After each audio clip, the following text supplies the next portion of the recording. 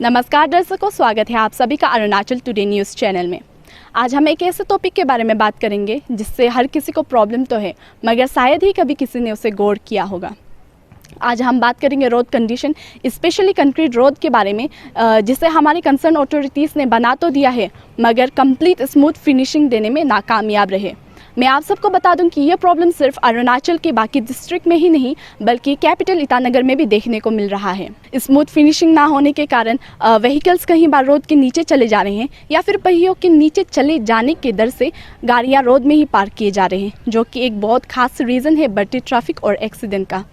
मैं हमारे concern authorities से ये दरख्वास्त करना चाहूँगी कि वो कृपया करके इस मामले में ज़रा गौर फरमाएं, क्योंकि ये सिर्फ व्हीकल्स वालों के लिए नहीं बल्कि पैदल चलने वाले लोगों के लिए भी एक बड़ी परेशानी का कारण बन रहा है।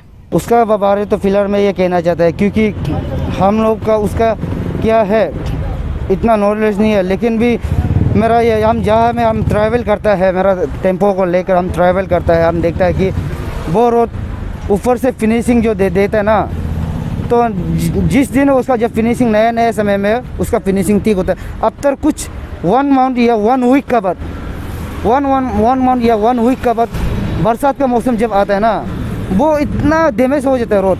आप लोग भी ये अबू तय्यब कॉलोनी में उस साइड में भी आप लोग देखो, ये वो सीमेंट का रोड बनाया गया है, और है आपका ये हिल टॉप एरिया में भी सीमेंट का रोड बनाया है, अब उसमें भी लोग अब तक कर सकता है। तो मेरे ख्याल से ये तो हम इसको ये गवर्नमेंट को हम ब्लेम नहीं करेंगे, इसको हम ब्लेम करेंगे कॉन्ट्रैक्टर को। ये सब हमारा यहाँ का लोकल कॉन्ट्रैक्टर करने का कारण से लोकल कॉन्ट्रैक्टर ही हम लोगों को डुबा रहा है और साथ ही साथ गवर्नमेंट को भी फंसा रहा है। तो इसमें गवर्नमेंट का भी कोई क्या नहीं है, गिल्टी नहीं है, ये गिल्टी तो मेरे ख्याल से कॉन्ट्रैक्टर लोग का है।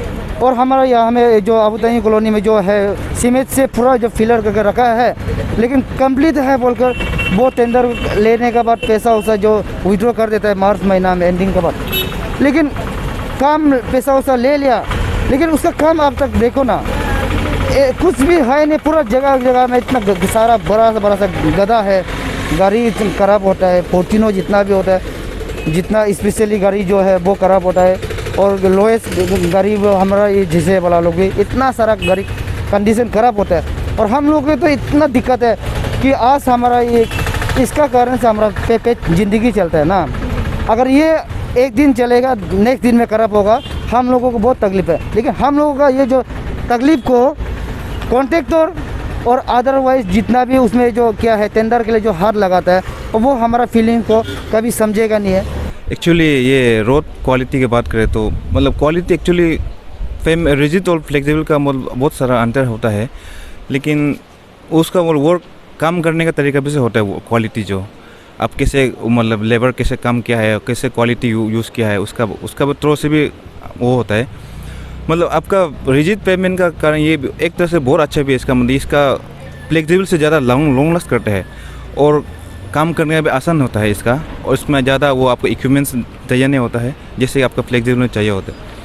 अब अच्छे तरीके से काम किया जाएगा तो इसका भी बहुत फायदा है। और जितना देखा गया है तो ऑलमोस्ट जितना देखा है टिकी मतलब अच्छे ऑलमोस्ट सेटिस्फाई है हम, और अच्छे तरीक़ा से मतलब किया जाएगा तो और सेटिस्फाई होंगे। गवर्नमेंट से यही बोलना चाहूँगा, और सेटिस्फाई होंगे। आपका ये पेमेंट तो अच्छे से, अब जो आपका मिक्सिंग डिज़ाइन जो वो सब बारे में अगर ध्यान दे के अच्छे से करें तो ऑलमोस्ट सेटिस्फाइड है काम ना, उसका काम से तो सेटिस्फाइड है।